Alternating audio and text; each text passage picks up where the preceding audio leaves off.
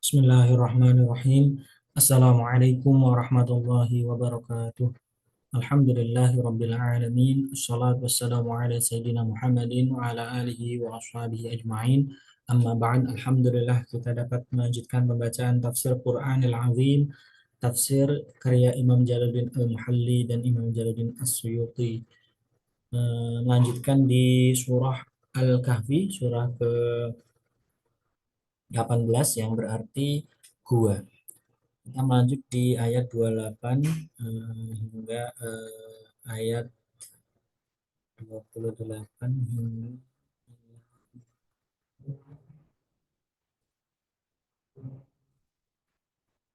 35 hingga ayat 35.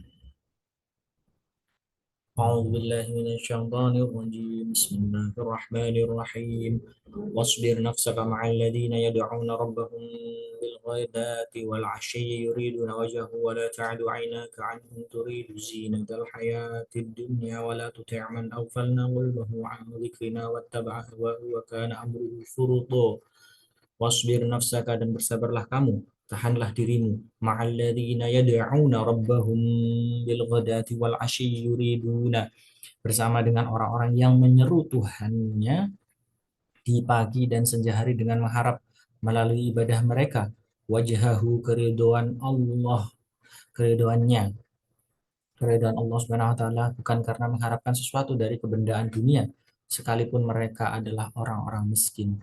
Wala ta'adu, dan janganlah berpaling, janganlah kamu memalingkan ainaka anhum, kedua matamu dari mereka, turidu zinatal hayatid dunya wala tuti' man aghfalna qalbahu an dzikrina, karena mengharapkan perhiasan kehidupan dunia ini, dan janganlah kamu mengikuti orang-orang yang hatinya telah kami lalaikan dari mengingat kami, maksudnya dilalaikan hatinya dari Al-Quran, dan orang yang dimaksud adalah Uyainah ibnu Hisan dan teman-temannya.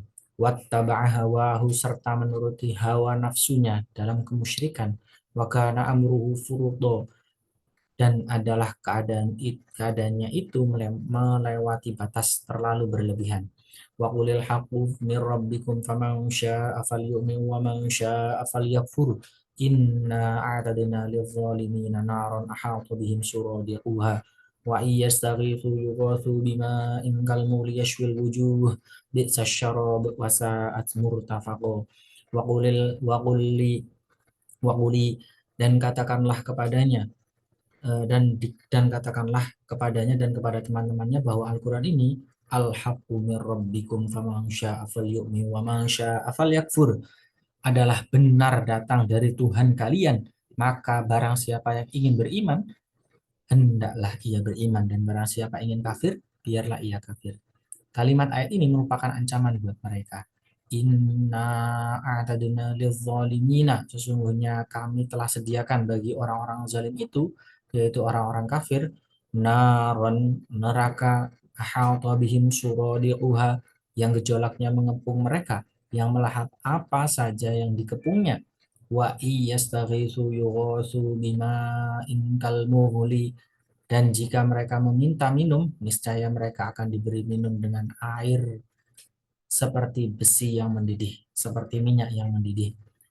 Yashwil wujuha, yang menghanguskan muka karena panasnya jika seseorang mendekat kepadanya. Bi'syasyarabu, seburuk-buruk minuman adalah minuman itu.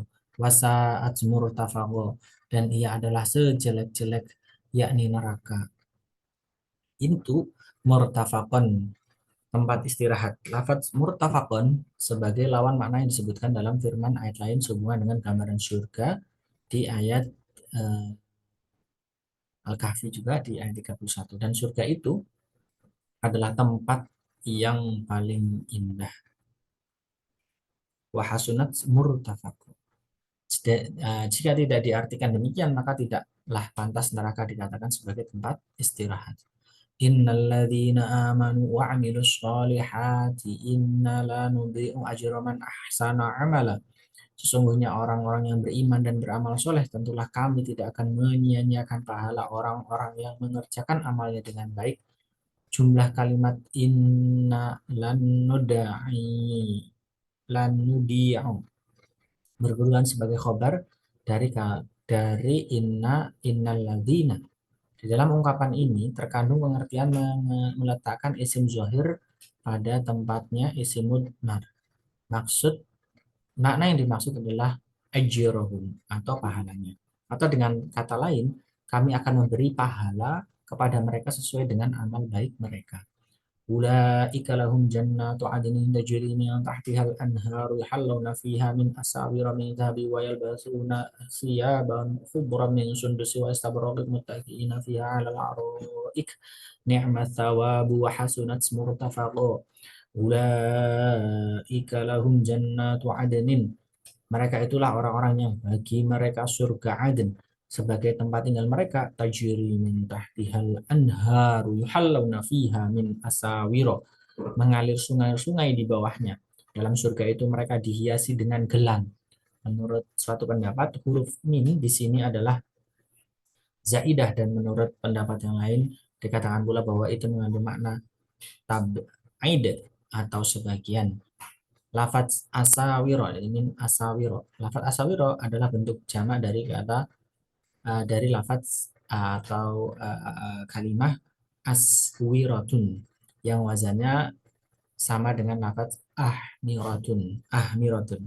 Dan lafaz aswiratun ini pun adalah bentuk jamak dari kata tunggal siwarun. Siwarun artinya gelang tadi.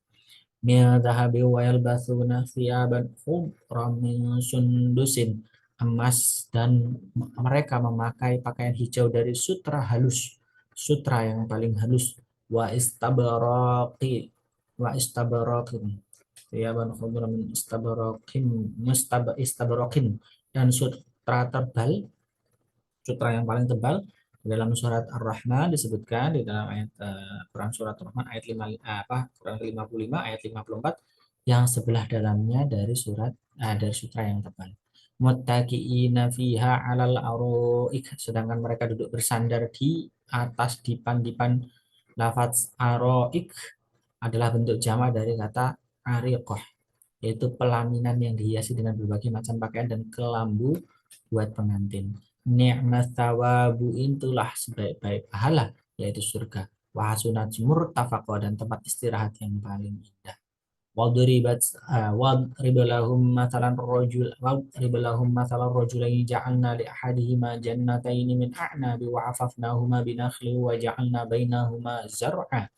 Wadrib, dan jadikanlah lahum, buat mereka, buat orang-orang kafir beserta orang-orang mukmin, mathalan rajulaini, sebuah perumpamaan dua orang laki-laki. Lafaz rajulaini menjadi badal dari lafaz mathalan.